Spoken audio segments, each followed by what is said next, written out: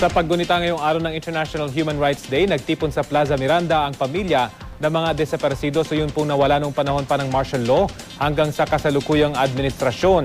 Mula sa Maynila, may ulat on the spot si Sherry Ann Torres. She?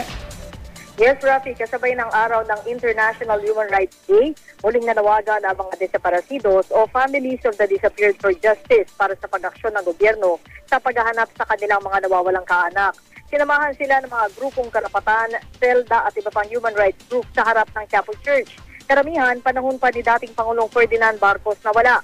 Pero meron ding nawala sa ilalim ng mga administrasyon ni Cory Aquino, Fidel Ramos, Joseph Estrada, Gloria Macapagal Arroyo hanggang sa kasalukuyang Noynoy administration.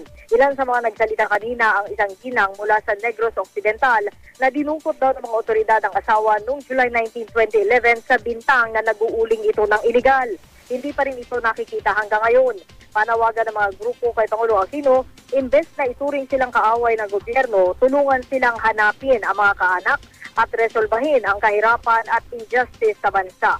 Samantala, Rafi, alas 12 natapos ang pagtitipon dito sa Plaza Miranda at tahimik naman na nagmarcha na palabas dito sa venue ang mga rallyista. Yan muna ang latest mula dito sa Maynila. Rafi? Maraming salamat, Sherry Ann Torres.